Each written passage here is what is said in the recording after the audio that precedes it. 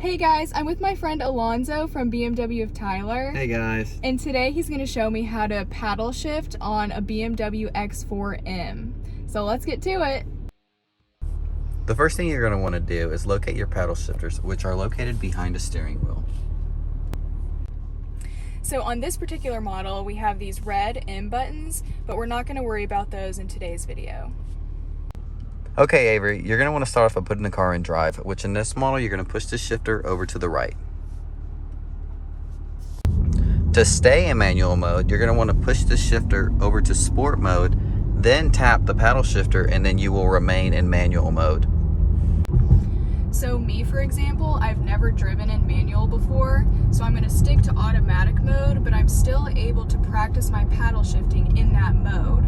And in case I mess up or I miss a gear, the car will automatically go back to drive and I don't have to worry about it anymore.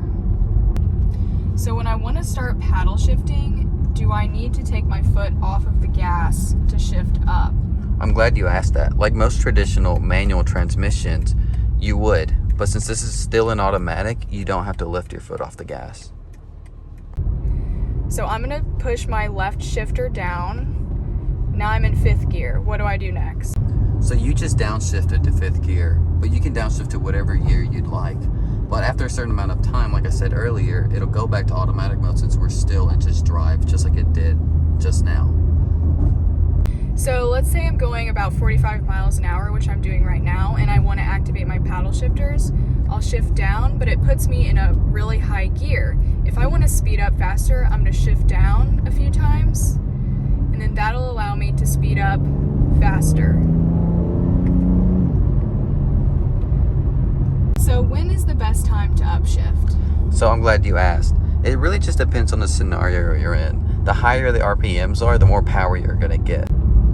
So where are my RPMs located exactly? It's going to be on the gauge cluster, most likely on the right-hand side. It's going to be like a little bar graph right there. The higher the bar is, the higher your RPMs are going to be. So now, after I make this turn, I'm going to practice upshifting and letting my car get a little bit more horsepower and letting those RPMs get higher. So let's try it. So I'm going to shift up. I'm in 4th. I'm going to shift back down so I can go faster.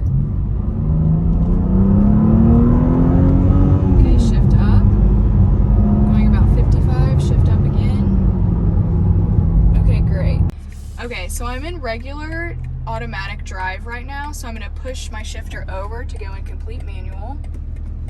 So now we're in complete manual. You can see on my dashboard that it says I'm in the 1st gear. So once I make this turn, I'm going to practice shifting up. So I'm going to push my RPMs up. Don't let my foot off the gas. Shift.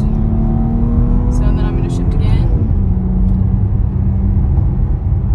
So the faster you're going, speed-wise, you want to always stay in a higher gear. When you're slowing down, you want to shift back down. And you don't have to lift your foot off the gas to shift down or up. Always keep your foot on the gas. You can shift down though if you're putting your foot on the brake. Okay, so I'm coming to slow down up here and turn around, so that means I'm going to shift down. Since we're slowing down, I haven't pushed the brake yet, but now I am going to.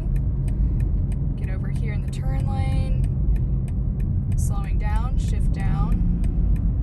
Your RPMs will spike a little bit, but that's okay, don't freak out. And then I'm going to shift down to 1 completely and make my turn.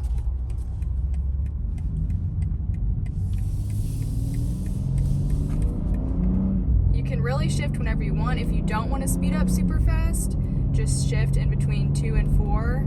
That's just fine.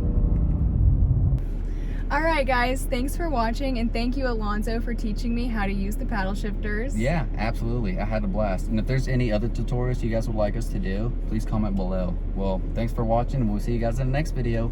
Bye. Bye.